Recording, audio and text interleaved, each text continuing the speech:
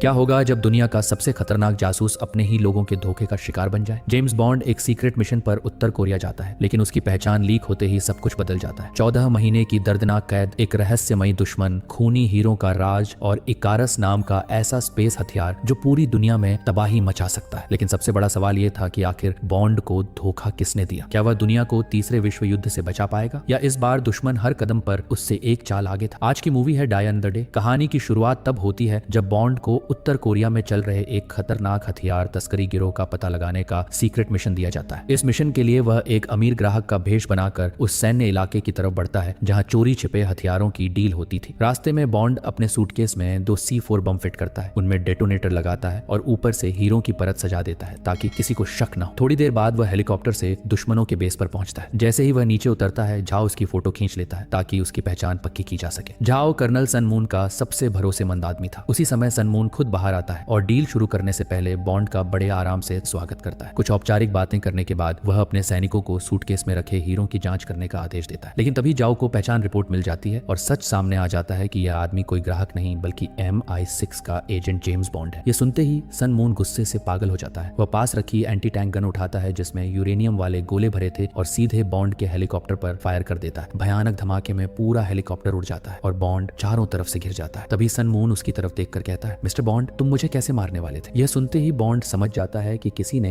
उसकी असली पहचान पहले ही दुश्मनों तक पहुंचा दी थी। तभी रेडियो पर जनरल मून की आवाज सुनाई देती है जो सन मून का पिता था। वह बताता है कि वह 5 मिनट में बेस पर पहुंचने वाला। सन मून जानता था कि उसका पिता गैर कानूनी हथियार कारोबार से नफरत करता है, इसलिए वह तुरंत बॉन्ड को खत्म करने का आदेश देता है और अपने सैनिकों के साथ होवरक्राफ्ट में सामान छिपाने निकल जाता है। लेकिन दुश्मनों की यही जल्दबाजी बॉन्ड के लिए मौका बन जाती है। वह अपनी घड़ी से C4 बम एक्टिव करता है और धमाके से फैली अफरा तफरी का फायदा उठाकर पास खड़ा एक होवरक्राफ्ट चुरा लेता है। फिर उसमें लगे ग्रेनेड लॉन्चर से पूरे इलाके में तबाही मचा देता है। इसके बाद वह दलदल और खतरनाक रेत वाले इलाके में सन मून का पीछा शुरू कर देता है। बॉन्ड को करीब आता देख सन मून अपने सारे भारी हथियार चला देता है। मशीन गन, फ्लेम थ्रोअर और एंटी टैंक गन तक इस्तेमाल कर डालता है, लेकिन बॉन्ड हर बार बच निकलता है। आखिरकार सन मून अपना विशाल होवरक्राफ्ट घुमाकर पीछे से हमला करता है और जोरदार टक्कर मारता है। मजबूर होकर बॉन्ड अपना क्राफ्ट छोड़ देता है। दुश्मन ड्राइवर को गोली मारता है और सीधे सन मून से भिड़ जाता है, लेकिन सन मून उसे संभलने का मौका नहीं देता। वह फ्लेम थ्रोअर निकालकर बॉन्ड पर हमला कर देता है। बॉन्ड किसी तरह खुद को बचाता है और क्राफ्ट की स्पीड बढ़ा देता है, जिससे सन मून का संतुलन बिगड़ जाता है। उसका हथियार नीचे गिर जाता है और बेकाबू हो चुका होवरक्राफ्ट मंदिर के बड़े दरवाजे तोड़ते हुए गहरी खाई में गिरने लगता है। आखिरी पल में बॉन्ड छलांग लगाकर मंदिर की घंटी से लटकी रस्सी पकड़ लेता है और अपनी जान बचा लेता है, जबकि सन मून खाई में गायब हो जाता है और उसका कोई पता नहीं चलता। लेकिन बॉन्ड की मुश्किलें यहीं खत्म नहीं होती, क्योंकि अगले ही पल जनरल मून और उसके सैनिक उसे पकड़ लेते हैं। उसे एक अंधेरे और सीलन भरे कमरे में कैद कर दिया जाता है, जहां हर दिन उससे जानकारी निकलवाने के लिए बेरहमी से टॉर्चर किया जाता है। फिर भी बॉन्ड चुप रहता है। वह जानता था कि अगर उसने एक भी राज उगल दिया तो उसकी मौत तय थी। पूरे 14 महीने बाद जनरल मून उसे एक अजीब पुल पर ले जाता है और बताता है कि उसका बेटा किसी यूरोपीय आदमी के साथ मिलकर देशद्रोह कर रहा था। वह चाहता था कि बॉन्ड उस आदमी का नाम बताए, लेकिन बॉन्ड खुद भी उस गद्दार को नहीं जानता था। उसे सिर्फ इतना पता था कि उसी ने उसकी पहचान दुश्मनों तक पहुंचाई थी। जवाब न मिलने पर जनरल अपने सैनिकों को बंदूकें तानने का आदेश देता है, लेकिन तभी पता चलता है कि यह असल में कैदियों की अदला बदली थी। बॉन्ड के बदले जिसे छोड़ा जा रहा था वह झाओ था। उसके चेहरे पर पुराने धमाके के गहरे निशान मौजूद थे। झाओ ने दक्षिण कोरिया और चीन की मीटिंग खराब की थी और पकड़े जाने से पहले 3 चीनी एजेंटों की हत्या भी की थी। वापस आने के बाद बॉन्ड को तुरंत एक अलग कमरे में मेडिकल जांच के लिए रखा गया, ताकि यह पता लगाया जा सके कि उसके शरीर में कोई खतरनाक वायरस या ट्रैकिंग डिवाइस तो नहीं है। कई टेस्ट के बाद यह साफ हो गया कि लंबे टॉर्चर की वजह से वह सिर्फ बेहद कमजोर और थका हुआ था। उसके शरीर में हल्के जहर के असर जरूर थे, लेकिन जान को कोई खतरा नहीं था। इसके थोड़ी देर बाद बॉन्ड की मुलाकात एम से होती है। एम उसे बताती है कि आखिर MI6 ने उसे जाओ जैसे खतरनाक आदमी के बदले क्यों छोड़ा। कुछ दिन पहले एक अमेरिकी एजेंट जिसने उत्तर कोरियाई यूनिट में घुसपैठ की थी, बेरहमी से मार दिया गया था। उसी दौरान अमेरिका को उस जेल से एक सीक्रेट सिग्नल मिला जहां बॉन्ड बंद था और उन्हें शक हो गया कि बॉन्ड ने ही जानकारी लीक की। इसी डर की वजह से अमेरिका ने MI6 पर दबाव डाला कि आगे और राज बाहर आने से पहले जाओ के बदले बॉन्ड की अदला बदली कर दी जाए। यह सुनकर बॉन्ड साफ कहता है कि असली गद्दार यूरोप में बैठा है। वही आदमी था जिसने उसकी पहचान दुश्मनों तक पहुंचाई और अब उसी की वजह से जाओ आजाद हुआ। लेकिन बॉन्ड की बातों पर भरोसा करने के बजाय एम उसका O7 कोड नाम अनिश्चित समय के लिए छीन लेती है और उसे पूछताछ विभाग में भेजने का आदेश देकर वहां से चली जाती है। मगर बॉन्ड हार मानने वाला नहीं था। वह उस गद्दार को ढूंढना चाहता था जिसने उसे धोखा दिया था। जैसे डॉक्टर उसकी जांच के लिए कमरे में आता है, बॉन्ड अचानक हमला करता है और वहां से भाग निकलता है। इसके बाद वह अपनी बेगुनाही साबित करने के मिशन पर निकल पड़ता है। कुछ समय बाद वह हांगकांग के एक मशहूर होटल पहुंचता है, जहां धीरे धीरे उसकी हालत संभलने लगती है। वहीं उसकी मुलाकात होटल मैनेजर से होती है, जो असल में चीन का जासूस था। बॉन्ड उससे जाओ को ढूंढने में मदद मांगता है और बदले में वादा करता है कि वह चीन की तरफ से जाओ को खत्म कर देगा। देगा क्योंकि उसी ने उनके 3 एजेंटों की हत्या की थी। ये सुनते ही वह जासूस बीजिंग में अपने अधिकारियों से संपर्क करता है और थोड़ी देर बाद उसे हर हाल में बॉन्ड की मदद करने के आदेश मिल जाते हैं। फिर वह बॉन्ड को एक छोटा बॉक्स देता है जिसमें नया पासपोर्ट और क्यूबा का हवाई टिकट था, क्योंकि ताजा खबर के मुताबिक जाओ वहीं छिपा हुआ था। बॉन्ड बिना देर किए तुरंत रवाना हो जाता है। अपनी तलाश आसान बनाने के लिए वह राउल नाम के आदमी से मिलता है जो ऊपर से सिगार फैक्ट्री का मैनेजर लगता था, लेकिन असल में MI6 का गुप्त संपर्क था। बॉन्ड से पूरी बात सुनने के बाद राउल बिना झिझक बताता है कि जाओ लॉस ओनर्गिनोस नाम के द्वीप पर छिपा है। उसके मुताबिक उस द्वीप पर एक अजीब अस्पताल मौजूद था जहां जीन थेरेपी के जरिए लोगों का चेहरा बदला जाता था और वहीं जाओ का इलाज चल रहा था। ये जानकारी मिलते ही बॉन्ड राउल से बंदूक लेता है और तुरंत उस रहस्यमय द्वीप की तरफ निकल पड़ता है, लेकिन अस्पताल पहुंचते ही उसे समझ आ जाता है कि वहां सुरक्षा बेहद सख्त थी। सीधे अंदर जाना नामुमकिन था, इसलिए वह चालाकी से एक मरीज की चेयर धक्का देकर गार्ड्स का ध्यान भटकाता है और खिड़की के रास्ते अंदर घुस जाता है। थोड़ी देर तलाश करने के बाद उसे आखिरकार जाओ अस्पताल के बेड पर बेहोश पड़ा मिल जाता। उस समय उसका चेहरा बदलने की प्रक्रिया चल रही थी ताकि उसे पूरी तरह यूरोपियन शक्ल दी जा सके। बॉन्ड उसके पास रखा फ्लूइड बैग दबाकर उसे होश में लाता है और पूछता है कि उस पुराने मिशन में उसे धोखा किसने दिया था, लेकिन जवाब देने के बजाय जाओ अचानक उस पर हमला कर देता है और भागने की कोशिश करने लगता है। वह तेजी से कमरे से बाहर निकलता है, गलियारे में दौड़ता है और सीधे खिड़की से छलांग लगाकर नीचे भाग जाता है। जब तक बॉन्ड पीछा करते हुए बाहर पहुंचता, जाओ एक हेलीकॉप्टर में चढ़ चुका था जो उड़ान भरने ही वाला था। तभी बॉन्ड की नजर एक रहस्यमयी महिला पर पड़ती है जो जाओ का पीछा कर रही थी। ऐसा लग रहा था कि उसका निशाना भी वही था, लेकिन दोनों उसे रोकने में नाकाम रहते हैं। तभी दोस्त सैनिक उस महिला को बंदूक दिखाकर घेर लेते हैं। हैरानी की बात यह थी कि वह बिल्कुल भी डरी हुई नहीं दिखती। अगले ही पल वह बिना डरे समुद्र में छलांग लगा देती है और तैरते हुए दूर खड़ी एक बोट तक पहुंच जाती है। बॉन्ड उसकी बहादुरी देखकर हैरान रह जाता है। उसके मन में आता है कि शायद वह भी किसी एजेंसी की एजेंट है, लेकिन वह किसके लिए काम कर रही थी यह अब भी रहस्य बना हुआ था। हालांकि जाओ फिर से भाग निकलता है, लेकिन लड़ाई के दौरान बॉन्ड उसके गले से एक लॉकेट छीन लेता है जिसके अंदर गोली का खाली खोल छिपा था। जब वह लॉकेट खोलता है तो उसमें चमकते हुए हीरे दिखाई देते हैं। बॉन्ड तुरंत उन हीरों को लेकर राउल के पास पहुंचता है ताकि उनके बारे में जानकारी मिल सके। जांच के बाद राउल बताता है कि ये अफ्रीका के खूनी हीरे हैं जिन्हें युद्ध वाले इलाकों से निकाला जाता है जहां मासूम लोगों का खून बहाया जाता है। उन हीरों पर जीजी नाम का लेजर निशान बना हुआ था जो साफ दिखाता था कि उनका संबंध लंदन की ग्रेव्स कॉर्पोरेशन से था और उस कंपनी का मालिक था गुस्ताव ग्रेव्स। यह जानकारी मिलते ही बॉन्ड तुरंत लंदन पहुंच गया ताकि इस रहस्यमयी आदमी के बारे में और पता लगाया जा सके। वहां पहुंचकर उसने देखा कि ग्रेव्स चारों तरफ से पत्रकारों और कैमरों से घिरा हुआ था। लगातार फ्लैश चमक रहे थे और रिपोर्टर उससे सवाल पूछ रहे थे। इन्हीं सवालों के बीच बॉन्ड को पता चला कि जल्द ही ग्रेव्स को रानी से सम्मान मिलने वाला है और उसे नाइटहुड की उपाधि दी जाएगी जो केवल उन लोगों को दी जाती है जिन्होंने समाज के लिए बहुत बड़ा योगदान दिया। लेकिन सबसे दिलचस्प बात जो बॉन्ड ने नोट की वह यह थी कि ग्रेव्स को तलवारबाजी का बेहद शौक था और वह खुद को इतना बड़ा खिलाड़ी मानता था कि ओलंपिक में हिस्सा लेने का सपना देख रहा था। बॉन्ड समझ गया कि यही उसके करीब पहुंचने का सबसे अच्छा मौका है। कुछ ही समय बाद उसने उस फेंसिंग अकादमी का पता लगा लिया जहां ग्रेव्स रोज अभ्यास करता था। अकादमी की महिला ट्रेनर बॉन्ड की पुरानी पहचान थी, इसलिए उसने बिना परेशानी के ग्रेव्स के साथ मुकाबला तय करवा दिया। अपने घमंड में डूबा ग्रेव्स तुरंत तैयार हो गया। उसने मुकाबले को और दिलचस्प बनाने के लिए $1000 की शर्त भी रख दी और नियम तय हुआ कि जो पहले 3 अंक बनाएगा वही विजेता होगा। मुकाबला शुरू होते ही सबको हैरानी हुई क्योंकि ग्रेव्स ने बड़ी आसानी से बॉन्ड पर लगातार 2 अंक बना लिए। इसके बाद उसने हंसते हुए बॉन्ड का मजाक उड़ाया और पूछा कि क्या वह अब भी मुकाबला जारी रखना चाहता है, लेकिन लगता था बॉन्ड इसी पल का इंतजार कर रहा था। उसने शांत आवाज में कहा कि दांव अब और बड़ा होना चाहिए और इस बार इनाम वही खूनी हीरे होंगे। ये सुनते ही ग्रेव्स का चेहरा बदल गया क्योंकि वह समझ चुका था कि बॉन्ड उसकी असलियत तक पहुंच चुका है और जाओ के जरिए उसकी जांच कर रहा है। उसी पल उसका आत्मविश्वास हिलने लगा। मुकाबला फिर शुरू हुआ और इस बार बॉन्ड ने तेजी से हमला करके उसकी कलाई पर वार कर दिया। स्कोर अब 2-1 हो चुका था। अपने घमंड में डूबे ग्रेव्स के लिए यह अपमान जैसा था। गुस्से में उसने नकली तलवारें छोड़कर असली तलवारों से लड़ने का प्रस्ताव रख दिया ताकि साबित हो सके कि असली विजेता कौन है। देखते ही देखते मुकाबला एक खतरनाक लड़ाई में बदल गया। दोनों एक दूसरे पर टूट पड़े। उनके शरीर पर लगातार घाव बनते जा रहे थे, लेकिन कोई भी पीछे हटने को तैयार नहीं था। लड़ाई के दौरान वे बार बार हथियार बदलते रहे और हर पल मुकाबला और ज्यादा खतरनाक होता गया। लड़ते लड़ते वे क्लब के अंदर से बाहर गलियार तक पहुंच गए और फिर नीचे ग्राउंड फ्लोर तक जा पहुंचे। आखिरकार बॉन्ड ने जोरदार वार करके ग्रेव्स को घायल कर दिया और वह पीछे की तरफ लड़खड़ाते हुए सीधे एक फव्वारे में जा गिरा। गुस्से से भरा ग्रेव्स फिर खड़ा हुआ और लड़ाई जारी रखने ही वाला था कि तभी उसकी सुरक्षा सलाहकार मिरांडा फ्रॉस्ट बीच में आ गई और दोनों को रोक दिया, इससे पहले कि मामला पूरी तरह हाथ से निकल जाता। मजबूरी में ग्रेव्स को मुकाबला खत्म करना पड़ा। बाद में बॉन्ड की असली मंशा समझने के लिए ग्रेव्स ने उसे आइसलैंड में बने अपने आइस पैलेस आने का निमंत्रण दिया जहां वह इकारस नाम की एक नई वैज्ञानिक परियोजना पेश करने वाला था। उसी दौरान होटल का एक कर्मचारी बॉन्ड को एक रहस्यमयी लिफाफा देता है जिसके अंदर एक पुरानी चाबी रखी थी। बॉन्ड तुरंत समझ गया कि यह पास के स्टेशन में बने MI6 ठिकाने की चाबी है। वह बिना देर किए वहां पहुंच गया। अंदर जाते ही उसने देखा कि एम पहले से उसका इंतजार कर रही थी। बिना समय बर्बाद किए एम सीधे मुद्दे पर आ गई। उसने बताया कि अमेरिकी खुफिया एजेंसी बेहद नाराज है क्योंकि बॉन्ड बिना अनुमति मुख्यालय छोड़कर भाग गया था और लॉस ऑर्गेनोस द्वीप का अस्पताल भी तबाह कर चुका था। अमेरिका को शक था कि एम ही गुप्त रूप से उसकी मदद कर रही है। उन्होंने चेतावनी दी थी कि अगर मामला जल्द नहीं संभला तो वे खुद इस केस में दखल देंगे। इसलिए एम जानना चाहती थी कि बॉन्ड आखिर कर क्या रहा है। इस बार बॉन्ड ने कुछ नहीं छिपाया। उसने साफ बता दिया कि वह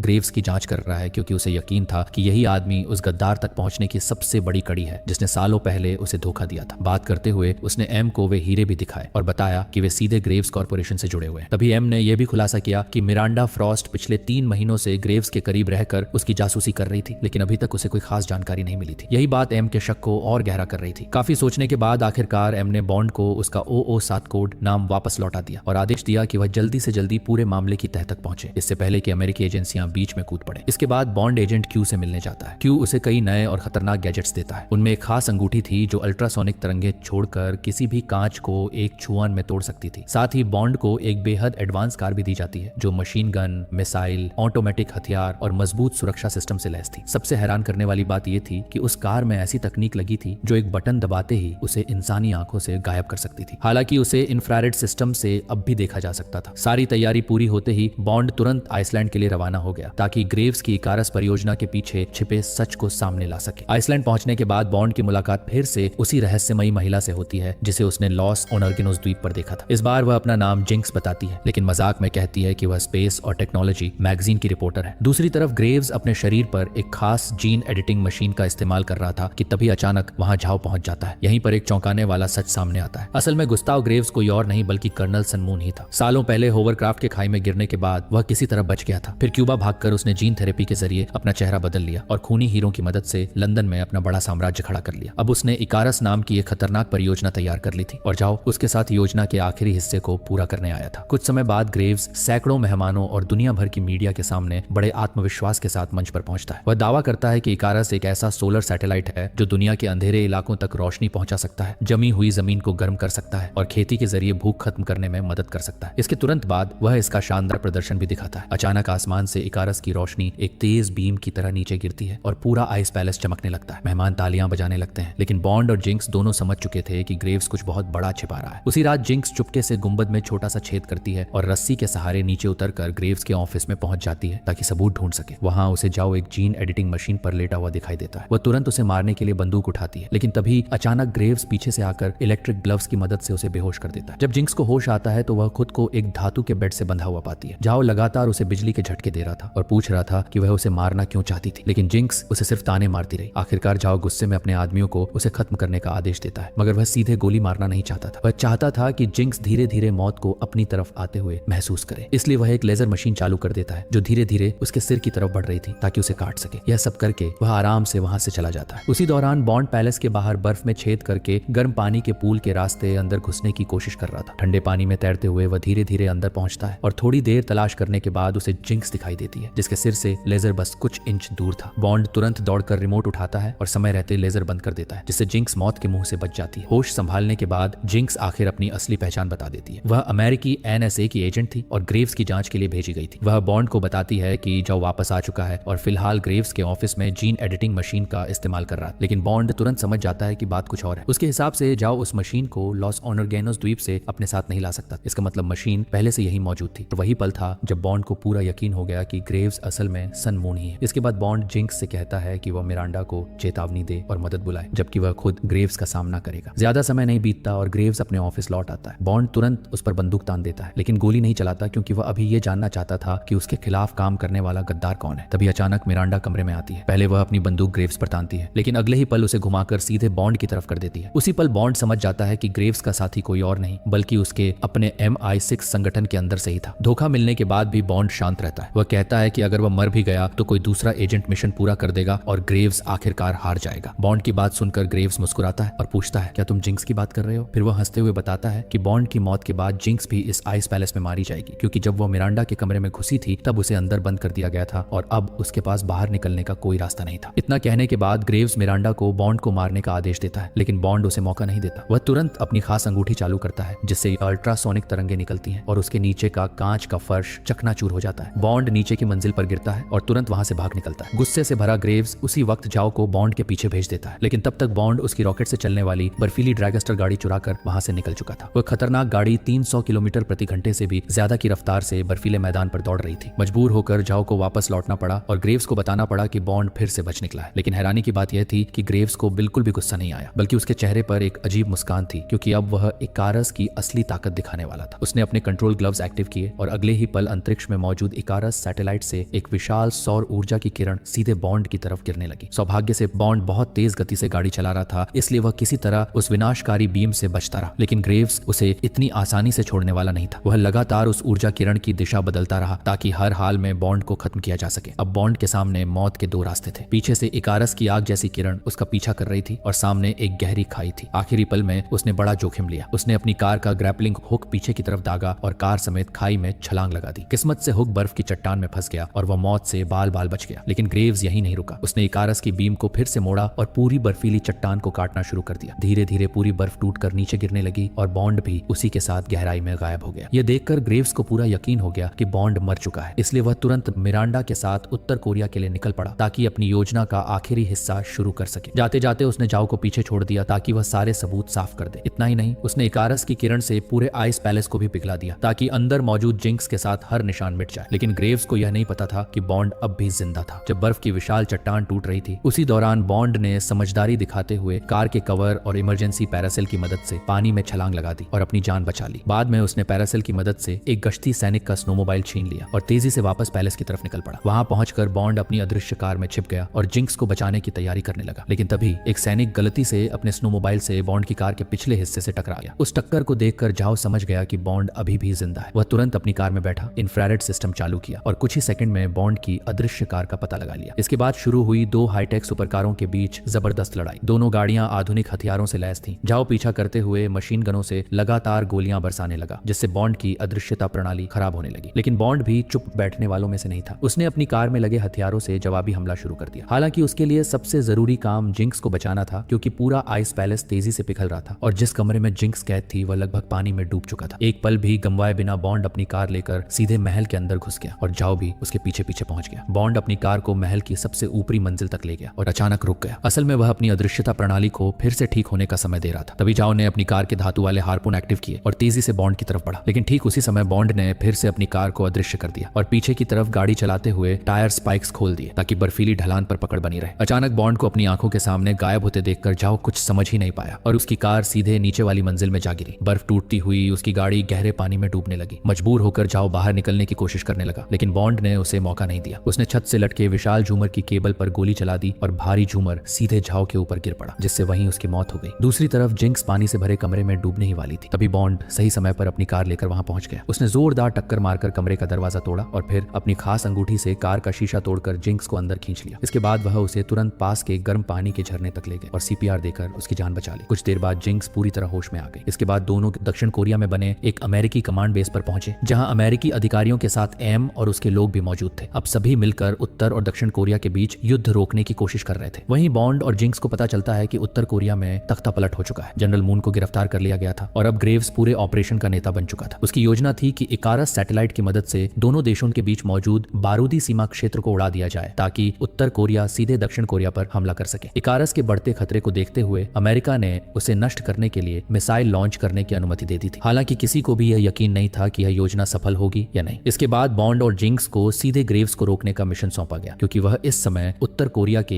एक सैन्य एयरबेस में छिपा हुआ था। आदेश मिलते ही दोनों तुरंत एक अमेरिकी सैन्य विमान में सवार हुए और सीधे उत्तर कोरियाई हवाई क्षेत्र की तरफ गए। उसी दौरान अमेरिका ने इकारस को खत्म करने के लिए एक मिसाइल लॉन्च की, लेकिन लक्ष्य तक पहुंचने से पहले ही वह इकारस की सौर ऊर्जा किरण की चपेट में आ गई और हवा में ही जलकर खत्म हो गई। कुछ समय बाद बॉन्ड और जिंक्स उत्तर कोरियाई एयरबेस पहुंच गए। थोड़ी देर निगरानी करने के बाद उन्होंने देखा कि ग्रेव्स एक विशाल सैन्य विमान में चढ़ रहा है। मौका हाथ से निकलने से पहले दोनों तेजी से उसकी तरफ दौड़े और विमान के उड़ान भरने से ठीक पहले उसके अंदर घुसने में कामयाब हो गए। अंदर पहुंचते ही दोनों ने काम बांट लिया। जिंक्स कॉकपिट संभालेगी जबकि बॉन्ड ग्रेव्स तक पहुंचने का रास्ता ढूंढेगा। बिना समय गंवाए जिंक्स सीधे कॉकपिट में घुस गई। एक ही वार में पायलट को खत्म कर दिया और खुद विमान उड़ाने लगी। दूसरी तरफ ग्रेव्स अपने नए कवच की ताकत देखकर बेहद खुश था। उसका यह इलेक्ट्रिक कवच सीधे इकारस कंट्रोल सिस्टम से जुड़ा हुआ था। फिर उसने अपने पिता जनरल मून को अंदर बुलाने का आदेश दिया, क्योंकि वह चाहता था कि उसका पिता उसकी सबसे बड़ी उपलब्धि अपनी आंखों से देखे। लेकिन जब जनरल मून ने ग्रेव्स को देखा तो वह उसे पहचान ही नहीं पाया। उसका चेहरा, आवाज और पूरा शरीर बदल चुका था। तभी ग्रेव्स ने अपने पिता को वही पुरानी सैन्य बातें याद दिलाई जो उन्होंने बचपन में उसे सिखाई थी। साथ ही उसने सन मून की पुरानी प्रतिमा की तरफ इशारा किया। तभी जनरल मून को सदमे के साथ समझ आया कि उसके सामने खड़ा आदमी उसका अपना बेटा सन मून ही है। यह देखकर ग्रेव्स मुस्कुराने लगा और तुरंत अपनी असली योजना शुरू कर दी। उसने इकारस सैटेलाइट सैटेलाइट को एक्टिव किया और उत्तर तथा दक्षिण कोरिया की सीमा के बीच बने बारूदी इलाके पर सौर ऊर्जा की विशाल किरण छोड़ दी ताकि रास्ता साफ हो जाए और युद्ध शुरू हो सके। यह देखकर जनरल मून घबरा गया क्योंकि वह समझ चुका था कि इससे पूरा देश बर्बादी की तरफ चला जाएगा। उसने तुरंत पास खड़े सैनिक से बंदूक छीनी और ग्रेव्स पर तान दी। उसने अपने बेटे को चेतावनी दी कि वह अभी सब कुछ रोक दे, लेकिन ग्रेव्स की आंखों में कोई डर नहीं था। वह शांत खड़ा रहा जैसे उसे पूरा यकीन हो कि उसका पिता उसे गोली नहीं मारेगा। अगले ही पल उसने अपने इलेक्ट्रिक ग्लव्स से जनरल मून को जोरदार झटका दिया, उसकी बंदूक छीन ली और बेरहमी से अपने ही पिता को गोली मार दी। ये देखकर वहां मौजूद हर आदमी सन्न रह गया। ठीक उसी समय बॉन्ड वहां पहुंच गया और उसने तुरंत ग्रेव्स पर गोली चला दी, लेकिन एक सैनिक ने समय रहते हमला कर दिया जिससे गोली निशाने से हटकर विमान की खिड़की पर जा लगी। खिड़की टूटते ही केबिन का दबाव बिगड़ गया और अंदर मौजूद लोग बाहर की तरफ खींचने लगे। किसी तरह बॉन्ड और ग्रेव्स दोनों लोहे के फ्रेम पकड़कर खुद को बचाने में कामयाब रहे। अब विमान बुरी तरह हिल रहा था और तेजी से नीचे गिरने लगा। कॉकपिट में जिंक्स पूरी ताकत लगाकर विमान को संभालने की कोशिश कर रही थी, लेकिन तभी पीछे से मिरांडा अचानक प्रकट हुई और उसने तलवार जिंक्स के गले पर रख दी। वह उससे जानलेवा लड़ाई चाहती थी। जिंक्स ने शांत रहते हुए पहले ऑटो पायलट चालू किया और फिर विमान का रास्ता इस तरह मोड़ दिया कि वह इकारस की ऊर्जा किरण की तरफ बढ़ने लगे। अगर वह और बॉन्ड असफल होते तो कम से कम ग्रेव्स और मिरांडा भी नहीं बचते, लेकिन हालात उम्मीद से पहले बिगड़ गए। इकारस की जबरदस्त गर्मी से विमान का ढांचा तेजी से पिघलने लगा और पूरा जहाज टूटने लगा। इसी अफरा तफरी में जिंक्स ने पास पड़ी 2 तलवारें उठा ली और मिरांडा से भिड़ गई। दोनों के बीच बेहद खतरनाक लड़ाई शुरू हो गई। कोई भी पीछे हटने को तैयार नहीं था। तभी जिंक्स की नजर फर्श पर पड़े एक खंजर पर गई। जैसे ही मिरांडा हमला करने के लिए आगे बढ़ी, जिंक्स ने अपने बाएं हाथ से उसका वार रोका और दाएं हाथ में पकड़े खंजर को सीधे उसके सीने में घोंप दिया। उसी पल गद्दार मिरांडा का अंत हो गया। दूसरी तरफ बॉन्ड और ग्रेव्स के बीच भी भयंकर लड़ाई चल रही थी, लेकिन अपने इलेक्ट्रिक कवच की वजह से ग्रेव्स भारी पड़ रहा था। उसने बॉन्ड को नीचे गिरा दिया और 2 पैराशूट निकाल लिए। फिर उसने एक पैराशूट विमान से बाहर फेंक दिया ताकि बॉन्ड के पास बचने का कोई रास्ता न रहे और वह विमान के साथ नष्ट हो जाए। इसके बाद वह आराम से बैठ गया और हंसते हुए बॉन्ड का मजाक उड़ाने लगा कि वह कभी उसकी योजना को रोक नहीं पाएगा, लेकिन उसे अंदाजा भी नहीं था कि यही घमंड उसकी मौत बनने वाला है। जैसे ही वह अपनी जीत पर हंसने में व्यस्त हुआ, बॉन्ड ने अचानक पैराशूट की रस्सी खींच दी। अगले ही पल ग्रेव्स जोर से विमान से बाहर खींच गया और सीधे जेट इंजन में जा घुसा, जहां उसका शरीर टुकड़ों में बिखर गया। ग्रेव्स के मरते ही उसका कंट्रोल कवच बंद हो गया और इकारस सैटेलाइट ने काम करना बंद कर दिया, लेकिन खतरा अभी खत्म नहीं हुआ था। विमान पूरी तरह आग की चपेट में आ चुका था और किसी भी पल फट सकता था। बिना समय गंवाए बॉन्ड और जिंक्स कार्गो होल्ड की तरफ भागे। वहां उन्होंने एक हेलीकॉप्टर को बाहर निकालने के लिए कन्वेयर बेल्ट चालू की और विमान फटने से ठीक पहले उसे हवा में धकेल दिया। लेकिन इतनी ऊंचाई पर हेलीकॉप्टर संभालना लगभग नामुमकिन था और वह तेजी से नीचे गिरने लगा। जमीन से टकराने से कुछ ही पल पहले बॉन्ड किसी तरह इंजन स्टार्ट करने में सफल हो गया और दोनों मौत के मुंह से वापस लौट आए। एक बार फिर बॉन्ड ने पूरी दुनिया को युद्ध और तबाही से बचा लिया था, लेकिन इस बार उसकी जीत सिर्फ मिशन की नहीं थी। आखिरकार उसने